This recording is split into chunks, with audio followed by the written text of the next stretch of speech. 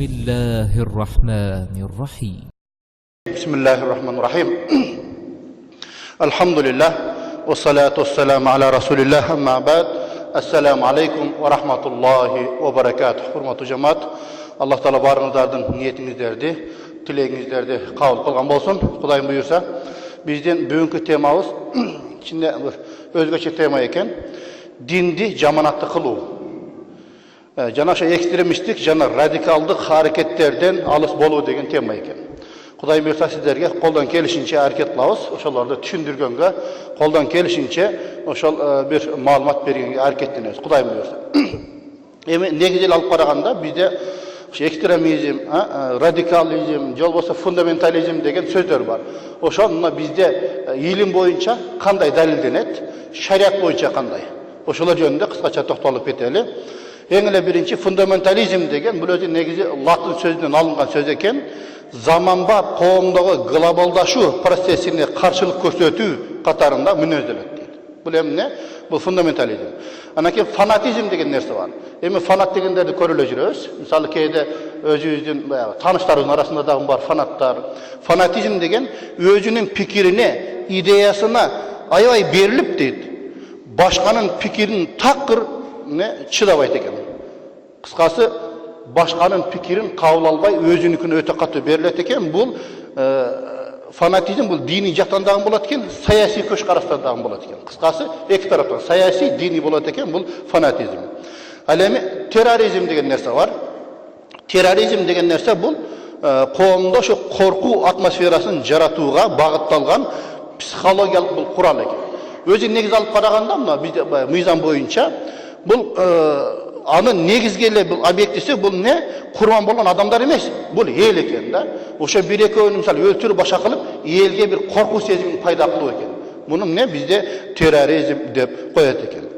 Максаты ошол эле жанакы адамдарды коркутуу, үркүтүү. Ал эми экстремизм деген бар. Азыркы мына биздин бүгүнкү тема экстремизм жана радикалдык аракеттерден алыс болуу дейт. Мисалы пайгамбардын доорунда элдин баарысы ошо бир эле динди карманган, бир эле ой пикирде түз эле жүргөн. Бирок жана динди кабыл алгандар акырындык менен көбөйө баштаган. Динди кабыл алгандар акырындык менен көбөйүп, сырттан да башка улуттардан, башка диндерден исламды кабыл алып киргенден кийин ошол жерде туура эмес агымдар пайда боло баштаган. Туура эмес агымдар пайда боло баштаган. Ошолордун эң коркунучтуусу бул не? Мусулмандардын арасында кээ бир күнөөкөрлөр эле болсо, болду ошону капырга чыгаруу. Булардын баарысы эмне экен ошол? Жана экстремисттер. Эгерде мисалы шариатка туура эмес иш кылса эле болду, сен капырсың деп. Мисалы азыр мына биздин арабызда деле кээрлерди мисалы байкап калабыз. Бирөөсү айтат, мен бир капырды аябай урдум дейт. Кандай капыр? Бул мусулман эмеспи десем, кыргызбы десем, кыргыз эле дейт. Кандайча капыр, кандайча айтасың десем, анткени ал намаз окубайт да дейт. Карасаңар? Демек бул жерде эмне? Маанай, экстремисттик маанай болуп атат бул жерде. Намаз окубаса ал эмне? Динден чыкты, аны урса боло берет деген пикирде экен. Кудай Таалам өзү сактасын андайлардан. Же болбосо бул эмне?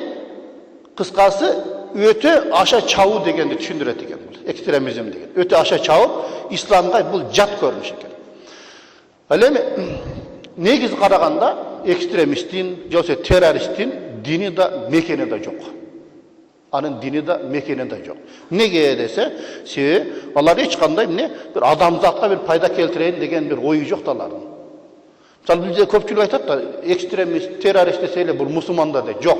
Бул экстремист, терроризмдин түрлөрү дагы көп экен. Мисалы мадани экстремизм деген болот экен. Спорттук экстремизм деген болот экен. Экономикалык экстремизм деген бар экен. Криминалдык экстремизм деген бар экен. Ошолордун катарында диний экстремизм деген дагы бар да. Эми бул дини, бул бирикме болобу, же дини бир уюм болобу, адамдардын бир дини мамиледе чектен чыккан көз карашы бул не? Жана радикалдуу аракеттерге ыктоосу бул бизде экстремизм деп аталат. Кудай Таалам өзү андай сактасын. Же болбосо кээ бир дини булактарда чечмелеп бир маалыматты жеткирүүдө дейт. Алар эмне? Дини көз караштарын ошо радикалдуу жолго ыктап туруп түшүндүрө берет экен да. Кыскасы бир хадис келсе, ошону өзүнүн түшүнүгүнө ыңгайлуу кылып туруп берет экен да. Бул негизи бизде шариатта тыюу салынган, бул таптакыр эле туура эмес. Эми кыскача ошол маалыматтар берилди. Андан кийин Dini ekstremizmdin misal ayrım belgileri.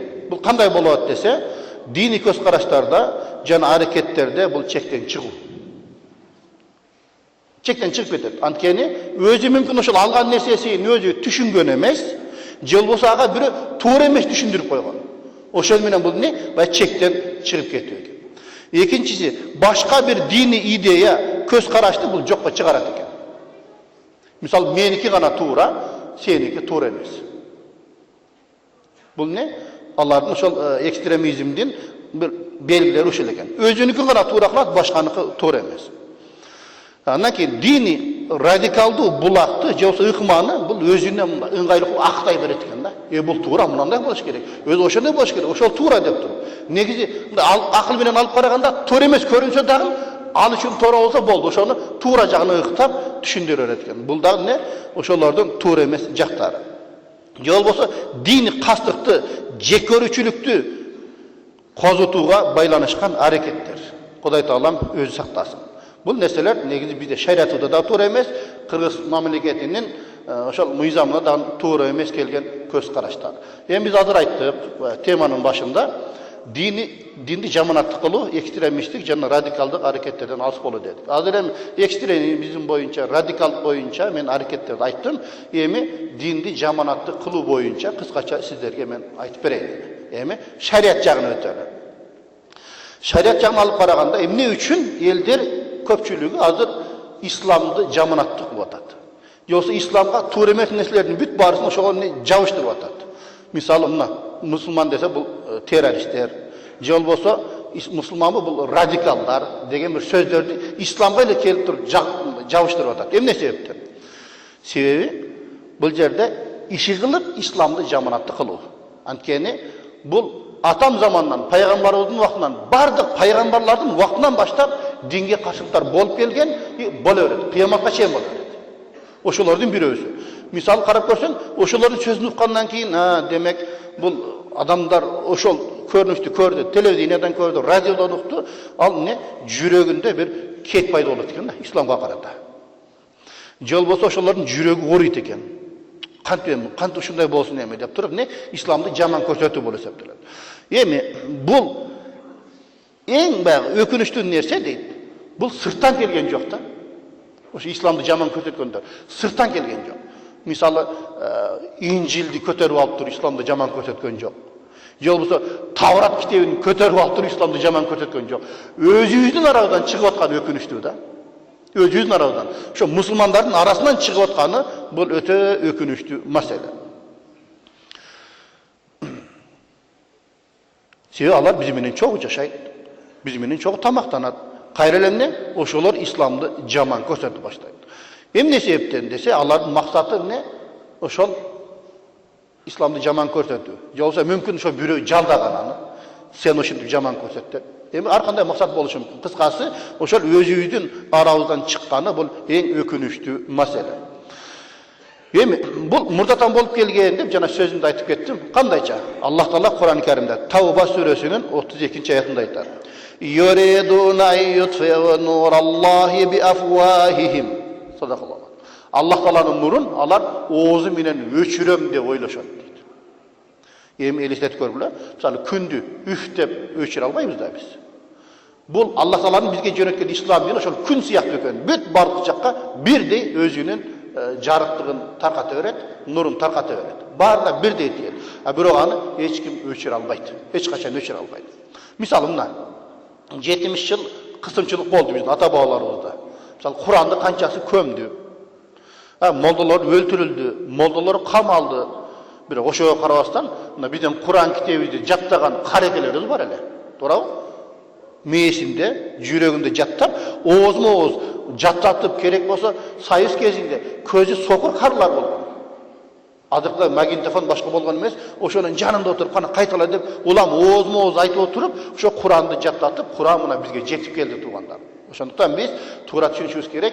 Allah hiç kaçan dindi jokka çıkara albayt, dindi öçür albayt. Bir gana biz özübüz oşo dindi kimden uğabız? Kimden surayбыз? Oşo meselede. Dinde suraganda dagın misal jaklap tandap turup, oşo bir bilgen adamdan, ilimli adamdan suraş gerek. Misal biz vraçты tandaysыңlar, to'g'rimi? тишиң ауырса, кайсы врачка барсам, ош базарына барсамбы, же башка жака барсамбы, бүт тандайсың. Анан ошо динге келгенде эле ар ким өзү мукты болуп кетебиз да баягы жерде. Бул менимче мындай болсо керек деп, өмүрү бир Фатиханы окуп койбогон адам келип сени менен талашат да. Жок, бул менимче мындай болсо керек. Акыл менен алып карасаң дейт. Бул дин акыл менен ченелбейт тугандар. Акыл менен ойлоно турган нерсе эмес. Себеби Хазирети Алинин сөзү бар. Эгерде дин акыл менен боло турган болсо, маасынын дейт, үстүнө эмес, астына биз маск тартышыбыз керек эле деген сөзү бар Хазирети Алин. Чындап эле акыл менен карасак, асты кир болот да, туура, маасы менен басканда. Анын астын тазалашыбыз керек эле. Бирок шариатта үстүнө тарт деген. Ошондуктан биз көбүнчө шариатта Куран аяттардан же болбосо хадистерден алышыбыз керек тугандар. Мына бул мурдатан болуп келген иш экен. Динди Аллах Тааланын нурун дейт, оозор менен өчүрөм деп ойлошот деп Куранда Аллах айтып койду. Эч качан булар өчүрө албайт, өчүрө алган эмес. Андан кийин эми диндин душмандары мурда бир башкача болсо, азыр башкача жол жоболор менен таркатып атат. Ошол эмне динге каршы өздөрүнүн зыяндары. Мисалы, мурда пайгамбардын убактында жөн эле душмандар ооз эки каршылык көрсөткөн болсо, азыркы заманда телевидение бар, брошюрка бар, китептер бар баягы жерде, Мисалы, SMS аркылуу, WhatsApp аркылуу таркатып атат. Мисалы, кейлерди карасаң, үйүңө келип туруп, мисалы, эшигин такылдатат. Же болбосо көчөдө жоолуп калып туруп, мындай бейиш киргиңиз келеби дейт. Бейиш жер бетинде болсо жакшыбы сизге деп. Ушундай бир сөздөр менен адамдын жүрөгүнө кирет экен да баягы жерде. Эми бүт эле баарысы бейишке киргиз келет да баягы жерде. Ошентип туруп эмне? Мынакей, сен бейишке киресиңби деп сурайт. Бизде эле баягы илим толук жетиш болгон экен, эми Кудайым билсем кирсем керек деп туруп кекештенип калат да баягы жердечи. Көрдүңбү сен күмөсүң? Мына менин диниме кирсең, сен ошо түз бейишке киресиң деп. Мына мен жахабанын күөлөрүмүн, же тигиндеймин деп туруп, ошол жерден өзүнүн дааватын баштайт да. Ошондон туугандар, мен сиздерге айтып коеюн. 100% кепилдик берем. Бейиш ким үчүн жаралган? Аллах Таала. Ким үчүн жаратты? Мусулмандар үчүнбү? Мусулманбызбы? Момунбузбу? Биз кирбей ким кирет анан? Гарантия айтырлы. Мен иншалла бейишке мен кирем, анан сен киресиңби? Ачыгын айтыш керек баягы жерде. Мусулмандар үчүн бейишти жараттым деген, бейишке мен кирем деп туруп ачыгын айтып коюш керек, коркпостон. Анан билбейм, эми кирсем керек дегенин дагы бир себеби бар да. Баягы себеби биздикилер өзү исламды толук кармабайбыз да, туурабы? 5 убак намазыбыз жок, мисалы. Орозобуз деле кээде жок. Өзүбүзгө ишенбейбиз да, анан эмне? Билбейм, кирсек керек эми деп туруп баягы күмөн менен айтабыз да баягы жерде. Бирок иншалла киребиз. Мусулмандар ошо биз үчүн жаралган бейиш. Ошону биз эсте сактайлы. Эми алардын жаман көрсөткөнү ислам эмне десе, ислам деген бул жана бир адат, салт деп. Мисалы, ошондойлордун арасында кейбирлер бар да жаман көрсөткөн. Мусулмансың, со, мусулманмын дейт. Эмнеге десе, мен сүннетке отурганмын дейт. Мусулманмын дейт. Ошону мусулманчылык деп эсептейт да. Эми ал орта деле отургузуп атат азыр. Медицина жагынан пайдалуу экен деп. Еврейлер деле отургузуп атат, мисалы. Ал бул мусулманчылыктын белгиси деп 100% айта албайбыз. Ал бизде сүннет маселе. Ошол себептен сүннетке отургузду, балагатка жеткенден кийин бизде аврат парз. Аны отургузбай койсо деле боло берет. Мындай алып караганда. Демек, адат салтты булар эмне? Дин деп көрсөтөт да баягы жерде. Анан кейбирлери бар, ошо туура эмес түшүнүк. Мисалы, макул эми сен 3-чүлүгүн, 40-ын өткөрбөй эле кой, атаң өлдү, эми жылдыгын өткөрүп коёр болам дейт. Эми ошол адат салтты бир жол шарият кылып бекем кармап алган да ошол нерсе. Бул эмне? Динди жаман көрсөтүү. Динде мисалы шариятыбыз боюнча андай нерсе жок да. 3-чүлүгү, 40-ылыгы деген нерсе жок. Бул биздин адатыбыз болуп калган.